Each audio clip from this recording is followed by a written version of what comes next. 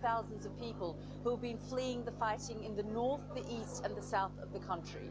Well, as we've been reporting, the Russian Defense Ministry through the Russian media has announced a partial ceasefire in two southern cities of Ukraine that have experienced intense shelling over the past few days.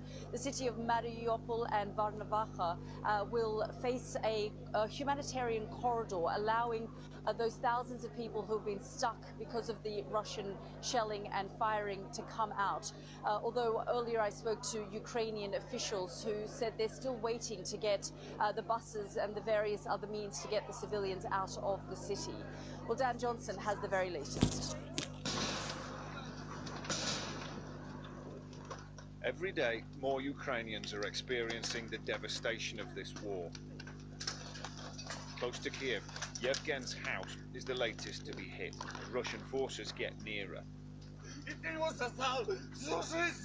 says the fire started with a sudden explosion in his children's bedroom. They'd gone to the shops just 10 minutes earlier. This fear and panic is spreading across the country as this creeping invasion trudges on. But this morning, a glimmer of hope.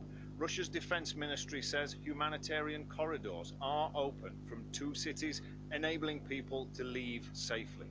It's not yet been confirmed by the Ukrainians, and their president had warned that without more help from NATO countries, more of his people would be condemned. For 9 days we have been seeing a fierce war. They are destroying our cities, shelling our people, our children, residential neighborhoods, churches, schools. They are destroying everything that ensures a normal life, human life, and they want to continue it, knowing that new strikes and casualties are inevitable. NATO deliberately decided not to close the sky. So who can blame families for trying to escape? These are Ukrainian soldiers helping their own people over the remains of a wrecked bridge so they can get to somewhere safe. A rocket hit the building next to ours, Irina says. We're scared and we can't sleep. People in panic don't know what to do, Alexander says. Children have been in the basement and they have nothing to eat.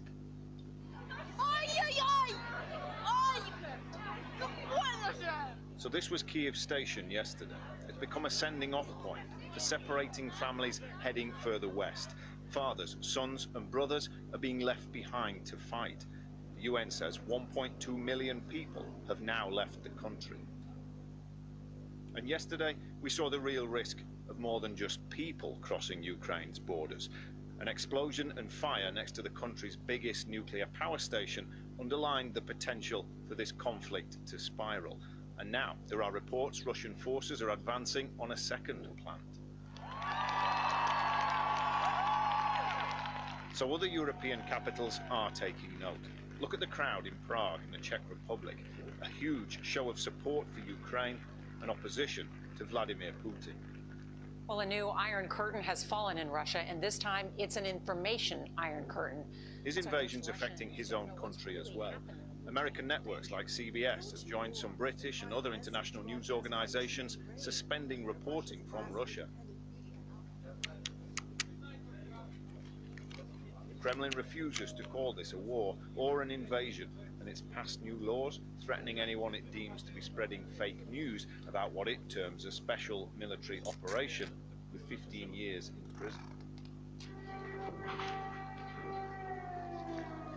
The biggest impact, though, is on Ukraine's towns, cities, and its people, increasingly bombarded and beleaguered, and it's likely worse is still to come. Dan Johnson, BBC News. Well, as Dan was saying there in his piece, it really is the civilians who are suffering and struggling as they're caught up in the ongoing fighting. But that humanitarian corridor has temporarily opened up. And earlier I spoke to the deputy mayor of Mariupol, Sergei Orlov, who said that those people trying to evacuate claim that the fighting still continues. Have a listen. 2 or 3 hours ago, we received information about ceasefire and possibility to settle humanitarian corridor, and we start our procedure of evacuation. It has a lot of difficulties because city is still without any communication, electricity, cellular phone, and so on, other utilities. But anyway, we inform our people with all possibilities. So we prepared 50 municipal buses. It's big buses, I think up to 100 person each. So that's why up to 5,000 or 6,000 citizens will be able to evacuate. When I'm providing this interview, the situation changes. So I received information that in Mariupol ceasefire started, but there is some conflict and fights on Zaporizhia region. That's why we are waiting to start in ceasefire during all the humanitarian corridor from Mariupol to Zaporizhia. The situation is changes, but we believe we'll be able to realize our plan for today. And we know that the ceasefire is going to last for about 5 hours today, and you need to get at least 200,000 people out of the city, civilians who are stuck. Do you think this ceasefire will extend into tomorrow?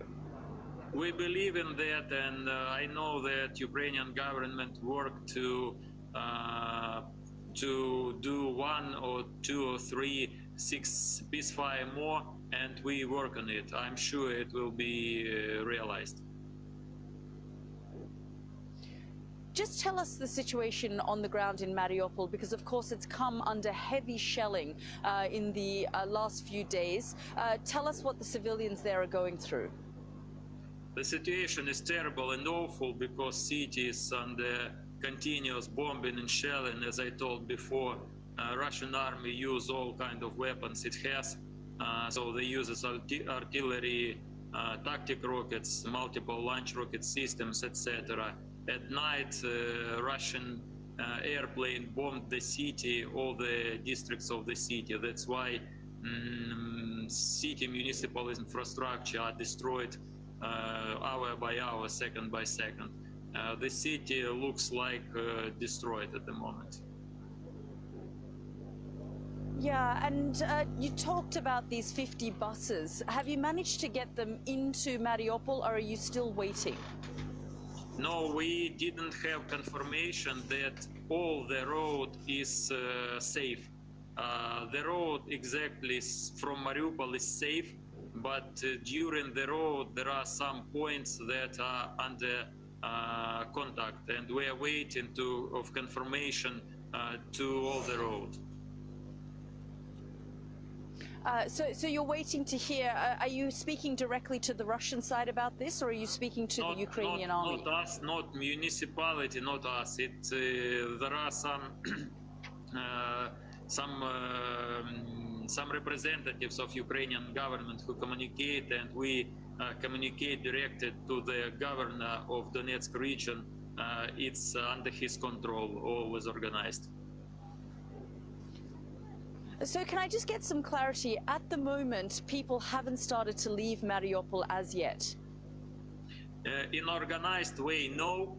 I think some people are started to leave by their private cars, but in organized way by buses, no.